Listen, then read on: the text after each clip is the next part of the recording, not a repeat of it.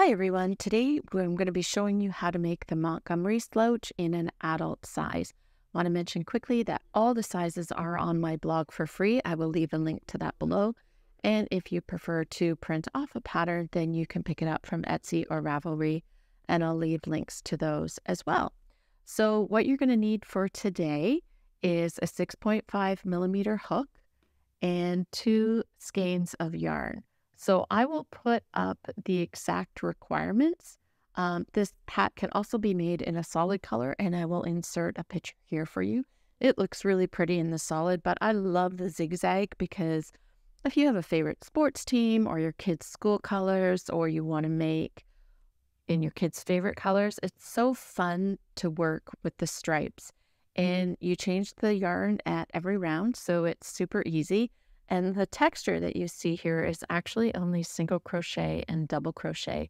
So even if you're a beginner and you know those stitches, I highly recommend this video because this is a super fast and fun pattern to make.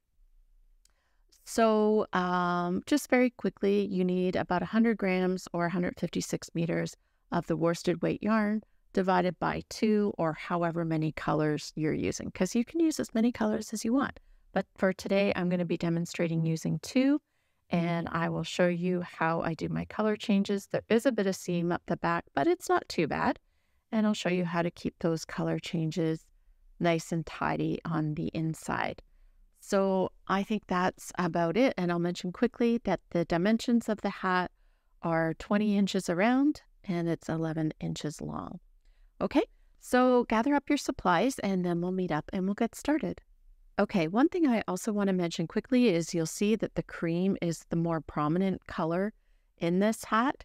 So that is actually the second color. So when you start, so I started with the brown here and I'm making a gray one next, then the cream. So whatever color you use second is going to be the more prominent color.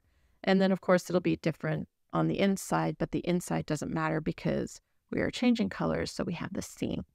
Okay, so I hope that makes sense to you. If you have questions, put them in the comments below and I'll try and clarify that for you. Okay, so the first thing that we're going to be doing is making a slip knot and then chaining 2. And then for round 1, we're going to be working a 7 single crochets into the second chain from the hook. So that's 1, 2. Now, if you know the magic circle method and you prefer to use that, of course you can. So we're just going to work 7 single crochet. And I like to work those single crochets over my tail, and I'll show you why in a minute. 3, 4, 5, 6. I think this is 6. I'm just going to double check. 1, 2, 3, 4, 5, 6. Yep. And then before we finish the 7th single crochet, we're already getting into our color changes. So what I do is I start the single crochet and then I'm going to finish it with the cream yarn. Okay. We're just going to finish that off and then pull the working yarn, so the yarn that's attached to the skein, pull that nice and tight. Okay. And then you can also pull on the tail, which closes that circle. It's like my magic circle cheat. Okay, so now that we have our yarn nice and secure, all that we're going to be doing is dropping our original yarn because we're changing every round. We're not going to cut that off. We're just going to carry, or we're not even going to carry it. We're going to drop it. And then you're just going to do a slip stitch into the first single crochet. And then you're going to chain 1 and turn. Okay. You can keep pulling these tighter if you need to. Okay, now in this first stitch here, we're going to be working a single crochet followed by a double crochet. And what we're doing in this round for round 2 is we're going to be doubling the number of stitches that we have plus 1. So we want 15 at the end of this round. So you're going to do a single crochet followed by a double crochet right back into that stitch. And you're going to do that all the way around. It's very important that you remember to turn your work because that is what creates the nice little zigzag pattern. You'll end up with a totally different texture if you don't turn your work, which is pretty as well, but we're doing this one today. Okay, so in the very last stitch of round 2, you're going to be working a single crochet, a double crochet, and then another single crochet, which is going to bring you up to your 15 stitches. Now, for this single crochet, you're going to be doing another color change. You want to make sure that you move your yarn to the back of the hat or the inside of the hat so that all your color changes happen on one side. And then you're just going to finish that single crochet with the gray yarn. Now, it can be a little tricky when you're joining and turning to know exactly where to work into. So I would be using a stitch marker to make sure that you're working exactly where you need to. Now, this is the first stitch of round 2. That's your single crochet. So you're going to join there with a slip stitch. And then you're going to chain 1 and turn. Now, this is where it can get confusing because you have your slip stitch and your chain, but we're not working in those. We want to go back in to the first stitch of round 2. Okay, so moving on to round 3 now, what we're going to be doing is working a single crochet and a double crochet into each stitch. So we're going to be doubling our stitches from 15 to 30. So now that we're ready to work that stitch, we'll just slide that out and go in and work our double crochet, our single crochet, followed by our double crochet. And again, you can slip that stitch marker back into your first single crochet because you still have some stitches here that can get confusing. If you find your stitches looking a little bit loose, just give them a little tug and tighten them up. And then we'll continue on. So I'm going to work a single crochet and double crochet into every stitch around. So we'll meet at the end of round 3, do a stitch count, and make sure that we are at 30 stitches. Okay, we'll see you soon. Okay, so I'm at the end of round 3, and just before I do my color change, I'm going to slide my hook out carefully and go around and just make sure that I have 30 stitches. So I'm going to count by 2s again. 2, 4, 6, 8, 10, 12, 14, 16, 18, 20, 22, 24, 26, 28, 30. Fantastic. So I'm just going to finish off my color change and we will move on to round 4. Just going to pull that through.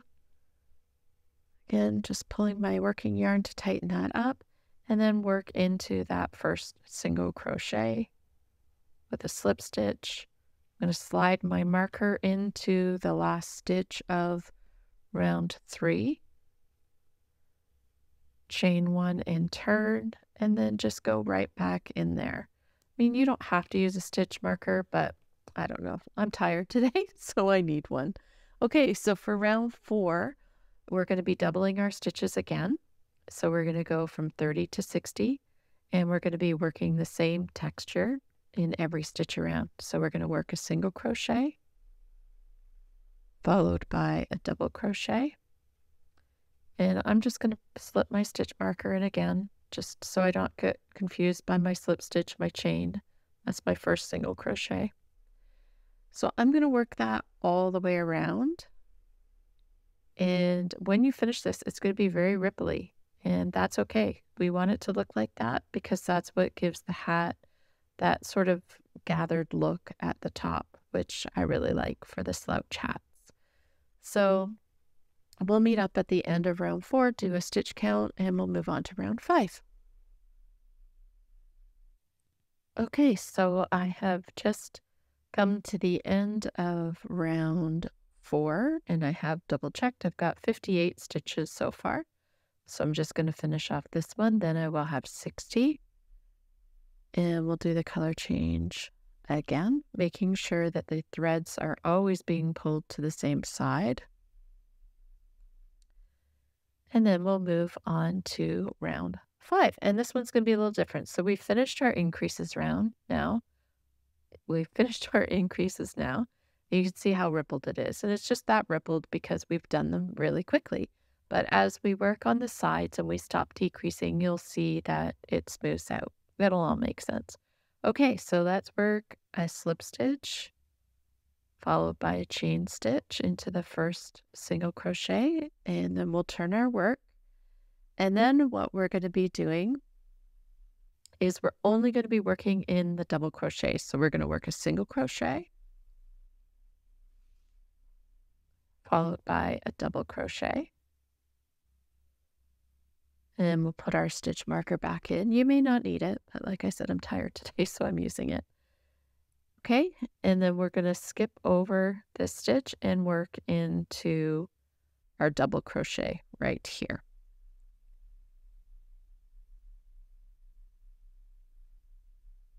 Okay, and you can tell the double crochets because they're the taller stitch. They almost have like a little bump. So those are the stitches you want to be working into. You're going to skip the shorter ones here and work through the 2 loops there of the double crochet. Also, sometimes people message me when they get to this point and they say it looks nothing like the pattern. And that is because right now we've just done a lot of increases. But as you work the next rounds, it will start turning into that texture. Okay? They're always a little different when you do the increases for this pattern. Whoops, I almost made a mistake there because I was talking. Okay, so we're going to work a single crochet followed by a double crochet into each double crochet round. And at the end of round 5, you should still have 60 stitches.